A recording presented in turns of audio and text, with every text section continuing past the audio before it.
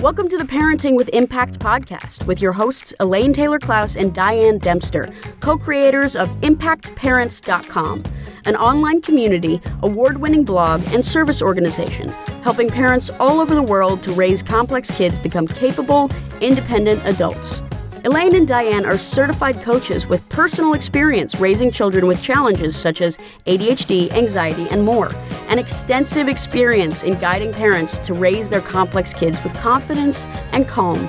On the podcast, Elaine and Diane interview experts, bringing you cutting-edge information about your child's challenges, teach you real-life strategies to create lasting change, and demonstrate how coaching can guide you to parent your complex kids, one conversation at a time. For the essentials of Elaine and Diane's coach approach to parenting, download a free tip sheet at impactparents.com/podcast. Welcome back, everybody, to another conversation in the Parenting with Impact podcast. I am excited today to welcome Rick Webster, who I've gotten to know in the last few years as we've explored, and he's been doing some really interesting work in the world of bringing finances or financial management to the everyday human person in a way that we can understand and afford. So we're going to talk about that. Rick, welcome. I'm really glad you're here today. Thank you. And so we don't do bios here on the podcast because we find bios to be a little on the boring side. So people will have your bio and be able to read all about you on the podcast. But I would rather start by asking you to tell us a little bit about what is the work with you that you do with families of what we like to call complex kids, and how you came to be doing this work. You just sort of what brought you here to this conversation with me. A whole bunch of different things have brought me to this point, I think. So I work mostly with the ADHD community, neurodiverse in that area. And of course, that there's a lot of comorbid issues that go along with that. And I was fascinated by your book, Complex Kids. It's a lot of it was kind of reinforcing. It's really nice to hear a professional that kind of, sees what I've seen from a lay perspective with my own kids and stuff. But I do think we definitely need to address complex kids differently than neurotypical kids. I mean, there's a huge risk factor of alienating them and stunting their growth and kind of crippling their creativity if we're not very careful. So I guess what brought me to this is the realization of my own ADHD, and then a certain social consciousness which had directed my work. And then I just melded those two, and I said, this is a huge issue. 61% of us with ADHD have significant and severe financial difficulties over the course of our life, according to Russell Barkley, who's a consummate researcher. And that alone diminishes life expectancy by 12 years. People don't realize how serious this issue is. And if you can't, when you say this issue, do you mean financial living under the burden of financial stress? Do you mean not having a sustainable wage? Like, what does that mean for you? Yeah, sustainable wage is part of it, but living under that stress. And if we think of Maslow's hierarchy of needs, which I think everybody who's been through 10th grade and high school knows about, the money is a deficiency need. And until we have enough of it, we can't look at anything else. We can't be emotionally available for our kids. We can't do all the other things in life. It's like water. If you don't have enough, you'll do whatever it takes. It's the only thing you can think about. But once you have enough money, it's a myth. You don't need more and more and more. You may want more for whatever reason, but you don't really need it. And you can concentrate on, deeper things in your life. I had a coach once who said, money doesn't buy happiness, but it touches everything that does. Yes. And it does up to a point. There's a right. And, obviously, if you're living under a bridge, a little bit of money is going to make you a lot happier. But once you're beyond that point and you have decent housing and food and all those things, then it literally is a deficiency need. You don't need more to be happier. And you can see that all the way up the economic scale. There, people with tons of money are not necessarily happy. By any stretch. So you must have had a background in financial management of some variety that brought you to this. Yeah, I kind of cut my teeth in the real estate world, and then the real estate renovation, and then real estate development, and then joint ventures, and got into lending as a direct lender myself, and then I, kind of morphed into a brokerage because I could extend my reach. My passion just prior to this was turning tenants into owners.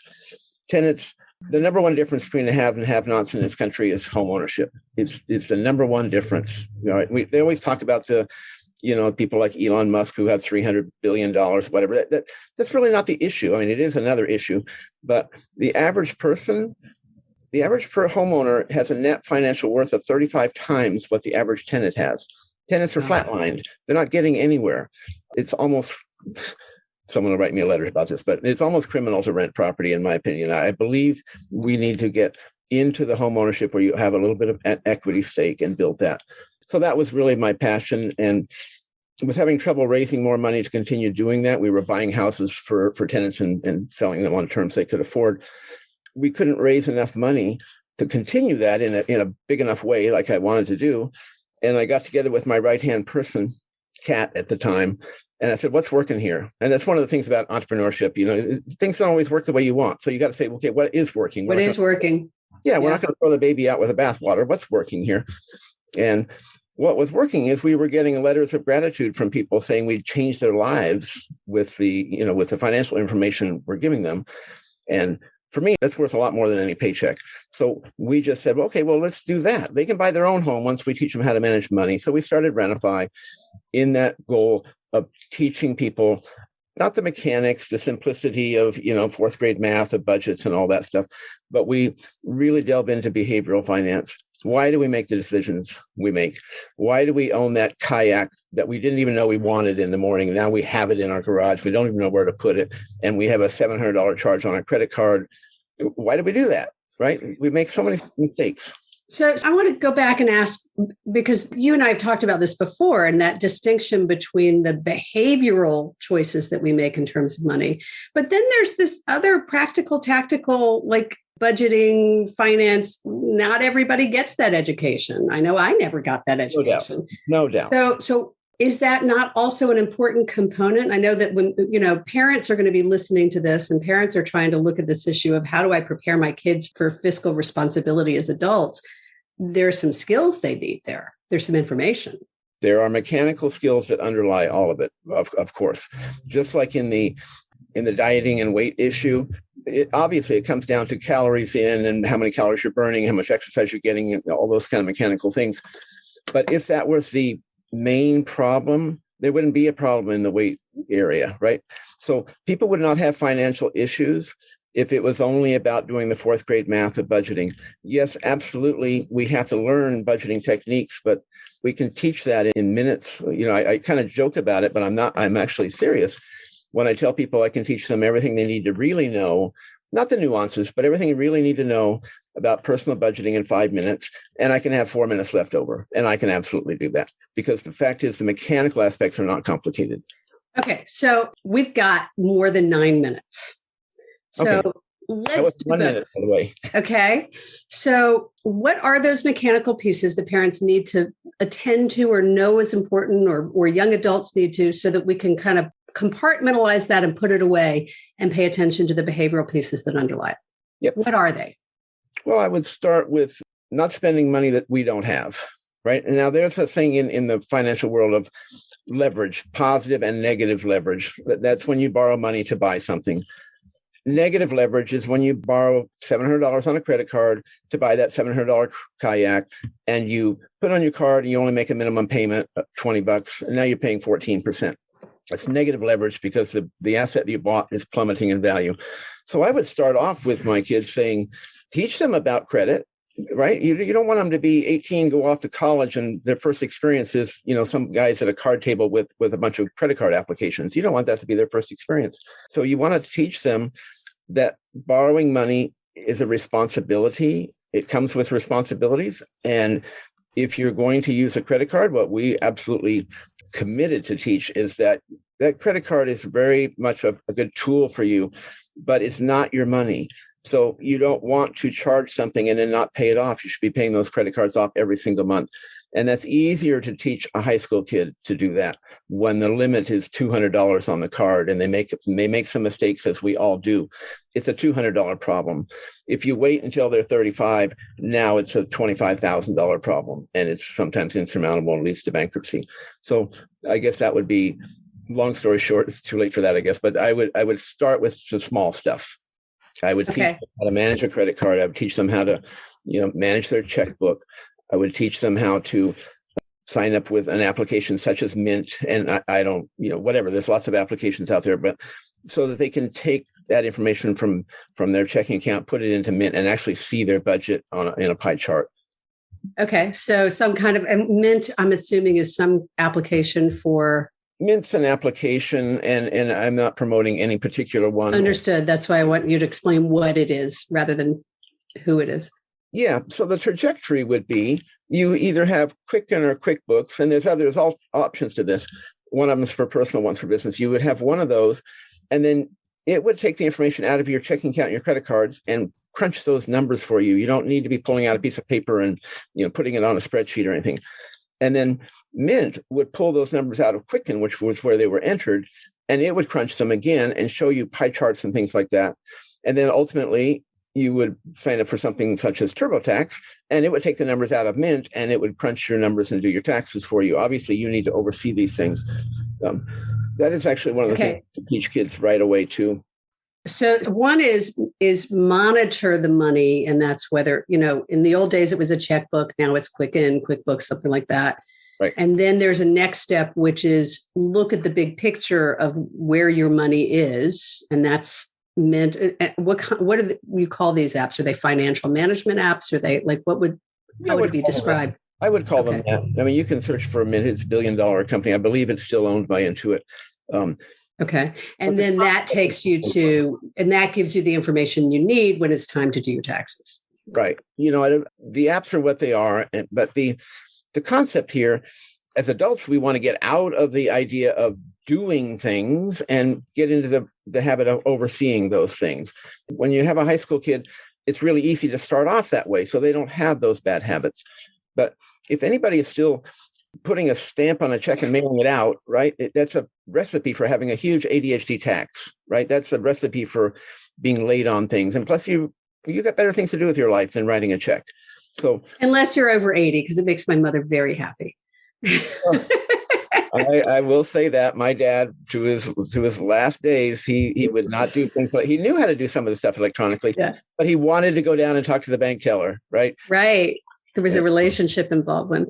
Okay. So the foundational pieces, tools, or know where your money is, monitor your money, pay attention to it. And then there's this other piece you were talking about, don't spend money you've already got. So how do you talk about debt when you're dealing with families who have kids who want to go to college in this day and age? Where does that interplay come in? That's a perfect segue, because part of what teaching a high school kid how to manage money is also teaching about savings. We need to learn how to live below our means. That doesn't mean a life of deprivation. It simply means don't spend every dime that you get. When you're 35 years old and you're in debt up to your ears, you can't save 10% of your money anymore because you're spending everything you get. And it's a lifestyle. There's a challenge, and there are solutions to that. We talked about those. But when you're a high school kid, it's easy. They don't have that many debts. They don't have that many problems. They've got their paper route or their job at Starbucks, whatever it happens to be, and they're making some money. Teach them to set aside a certain amount of that in some account where they will virtually never pull that money out of. And at first they're going to understand, why would I never pull money out of it? But you teach them that at some point, and this is another concept, I know you want to get into the budgeting part of it, but another difference between the haves and have-nots in this country, we need to shift from being an income-based personal economy to an asset-based personal economy. That is a difference between the well-off people and the people who struggle. If you are So I don't know what that means. Can you translate that into English? Yeah. If you are dependent upon your hours of work and your income that you're doing, no matter how much money that is, it could be $250,000 a year. If you are dependent upon that earned income, you will never be financially free, right? You will always have to do that work in order to have it. But if you take your money and set it aside and turn it slowly into assets, right? First starts off with a bank account, then it goes into a securities account where you have securities, and then maybe you start buying a piece of property or something. So those assets will generate money on their own, right? And at some point, that's kind of your what we call financial freedom day, when those assets are generating enough money that you can completely live on it. You don't have to go to work anymore. You're not dependent on anybody's paycheck. So we want to move from that income-based personal economy to an asset-based as we go. If you think about it, when you retire, you don't want to work anymore. Right. You don't have assets that are producing the money it takes for you to live on. And, Social Security income, that is an asset. So I think that's a really important thing to teach kids right off the bat, because I'll tell you, if I knew that when I was 18, I would have been financially free by the time I was 30. I mean, because it would have been a priority for you. And it just would have happened. Not that I'm anything special, just as an average person. If you start at 18 and you were setting aside, I don't want to go too far down another rabbit hole, but if you're setting aside enough and not living a life of deprivation, those assets will be paying more than what you're earning. Obviously, depends what you're earning. Well, actually, it doesn't, because the more you're earning, the more you're going to be setting aside. So that would balance out. Well, I'm thinking, so several things are coming up. And so I want to see what we have time to address. One is I want to talk for a moment to parents of younger kids, because we've kind of been talking about teenagers and above. And I want to talk to parents of younger kids, because one of the things that I was exposed to when my kids are little, that in hindsight, based on what you're saying, I think was really great, and it was luck, was somebody introduced this unusual kind of not bank, but a piggy bank variation where it had 3 columns in it. And each of my kids got one. And when they would get their allowance or their money from grandparents or whatever it was, some money went into spending, some money went into saving, and money went into charity. Mm-hmm. And so we taught them from really young ages that a percentage of their money went into all of those. And we had deals with each of them about how much of their allowance would go into charity or whatever. And at the end of the year, we would all pool our resources and decide where we were giving our money to charity. Nice. It was really nice. But the most important part of what you're saying is that I raised their awareness to saving and spending and charity at a really early age. I just lucked into it, y'all, just by the way. I didn't have this benefit. But it sounds like that's the way to set the stage, is to start with awareness. Absolutely. It's all about awareness, really. And that's what we talk about Rena-Fi. People don't know why they make the decisions they make. There are precursors to every action that we take. Every single action, whether you turn left or right out of your driveway, was a decision that was made in your head long before you got to that point. Everything we do has precursors. And if we can begin to be aware of what those are, if we can interrupt problems farther upstream before they're big, if we can set ourselves up to be doing the right things farther upstream when they're easier, we do so much better down the road. And I really appreciate that you brought up the idea of giving. I'm real big on life satisfaction and what it really means to be happy, right? It doesn't mean having $18 million. That is not going to make you happy. It won't make you unhappy necessarily. It's not going to make you happy. This idea of giving and realizing the world is a bigger place than just you and that you're part of it, that's a huge thing. Yeah, it is. I mean, for me, a huge value in what I do is the contribution I'm able to make. And and what I want to be able to do in terms of my own personal finances and wealth is to be able to stroke whatever check I want to be able to stroke to whatever organization. That to me is the ultimate financial freedom. Totally agree. Yeah.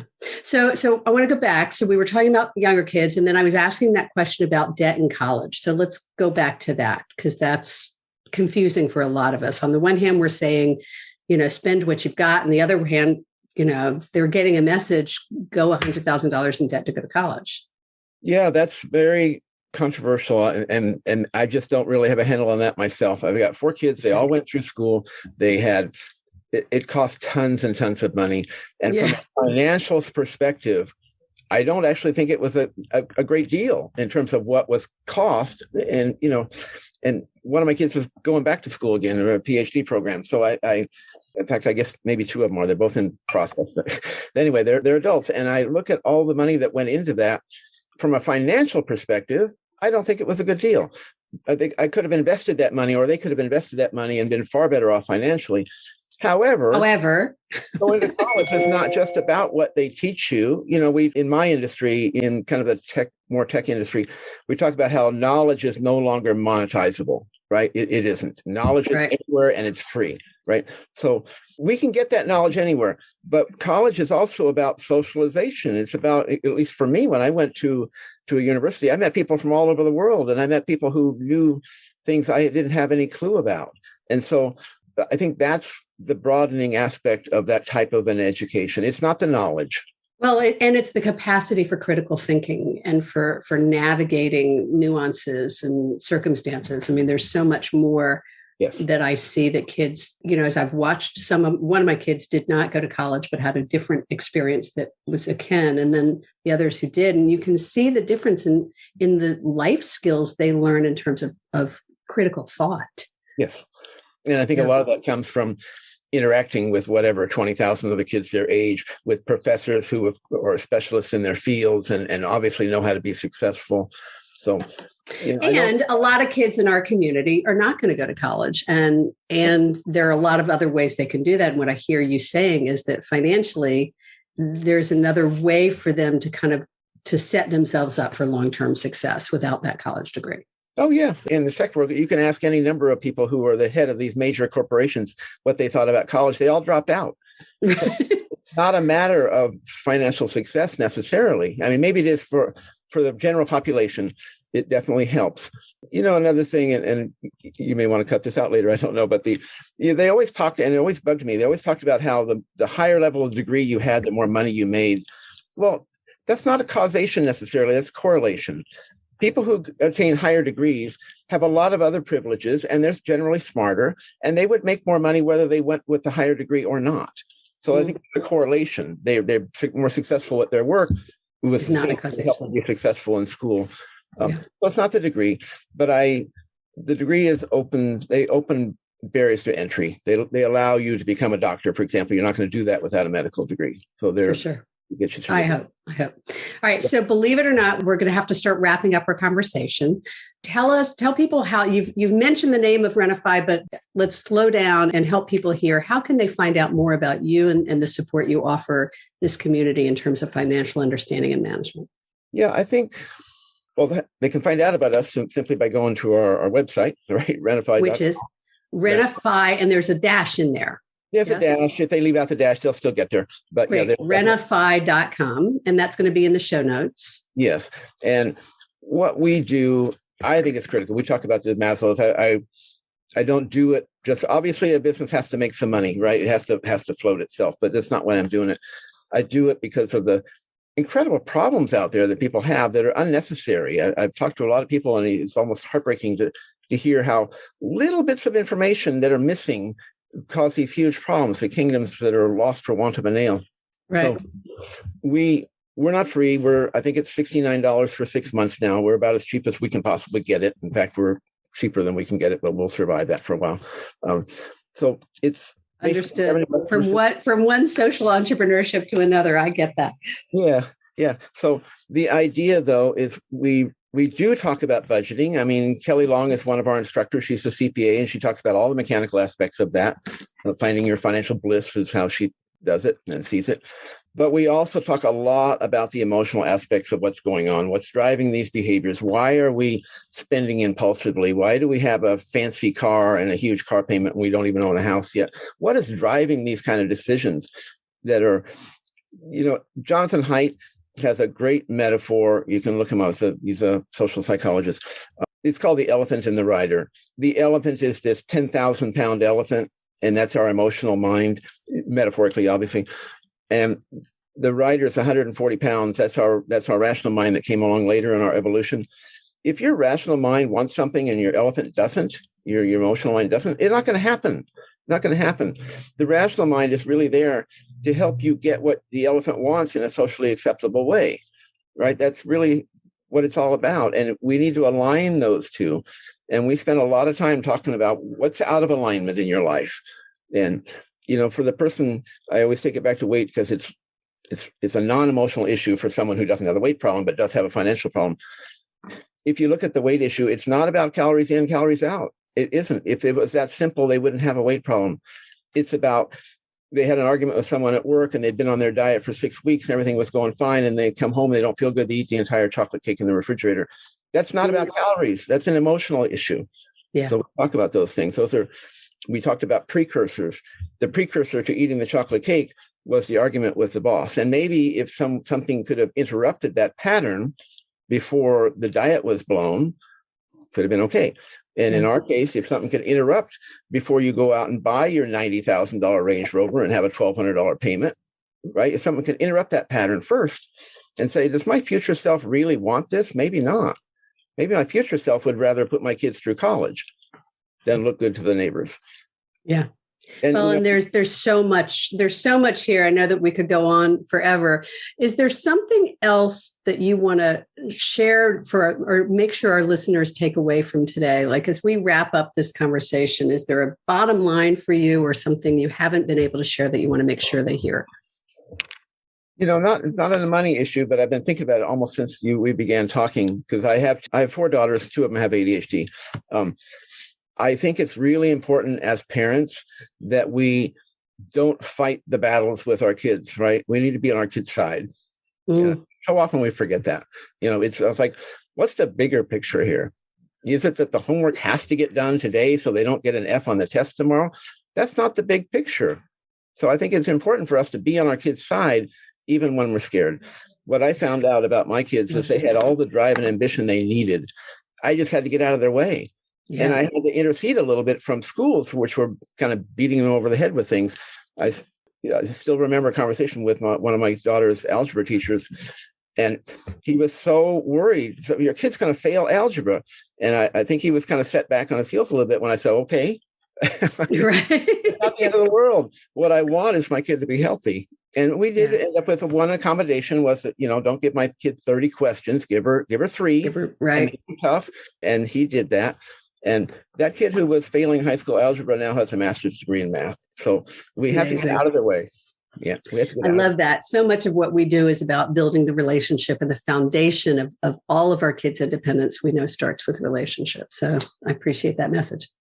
So as we wrap up, I mentioned to you, we always like to ask a favorite quote or motto for our guests to share. And when we first started talking, you said you had lots of them and we would see what shows up for you in this conversation. So what has showed up? What has shown up? Yeah, well, one of them I stole from Carolyn Mace, one of my favorite spiritual teachers, and it's spelled MYSS, but pronounced Carolyn Mace. She says, where to from here? And I think that is a lot of times when we're just mired down and we're ruminating over the past and we're threatened by the future, it's really the one question we should be asking ourselves is, I'm here, I want to be over there, how am I going to do it? Where to from here? It's such a simple little thing to bring us back to reality. My very first coach told me, and this was so important because I was working 14 hours a day and getting nowhere. In fact, I was going broke. And she said, Ricky, you got to slow down to move faster. And I was frenetic vibration. But when I slowed down and did less, which is another mantra for me, do fewer things and do them better, right? When I slowed down, I got it right. My dad used to say over and over to me, I never got it, but he always said, nobody seems to have a time to do it right the first time, but everybody can do it twice. Right. It's true. Yeah. And my coach says much the same thing, is slow down to speed up. And we do a lot of work with parents about slow down. Let's just breathe a little bit, take a moment. Let's not race through it. Yeah. So these are all ADHD. Really honor that. Yeah, yes. But there's another one I say to myself when I'm kind of in a panic or stressed. I just say, where's the fire? There's no fire here, right? This is all intellectual. It's all in my head. It's all, the worldly stuff. There's no actual fire. Nothing's burning down. So slow down and get it right. Love that. And then another thing I always used ever since I had kids, and I tell myself now too, because a lot of times we do the things we like and we don't do the things we don't like, and we pay a high price for that. I find on the small things, I just say, dinner before dessert. I'm going to write this blog post. I don't want to do it. I feel stressed and anxious because someone's going to read it and judge it. All the things that keep me from doing it. And I want to go take a walk. I want to go out in nature. And left to my own devices, I would do that. But if I say, what, it's just an hour. I can sit here for an hour. I can write the blog. I'm going to have my dinner, and then I'll go do what's fun. I'll have my dessert. I love that. Yeah. All right, Rick, thank you for your time, for your wisdom, and really for what you're bringing to the world and to this community. It's important work. It's been needed and long overdue. And so I really want to honor what you're doing at Rena-Fi and the conversations that you're inviting parents to have about having healthy relationships with money, because that's the foundation of what I hear you talking about. So thanks for being here. To those of you tuning in, thanks for being here. Thanks for what you're doing for yourself, for your kids. Know that it makes a difference. And we will see you on the next call. Take care, everyone. You've been listening to the Parenting with Impact podcast with Elaine and Diane. For more information on the Impact Parents community or to join Sanity School for Parents, please visit impactparents.com. If you like what you've heard, please share this podcast with friends who need similar guidance and subscribe wherever you listen to podcasts.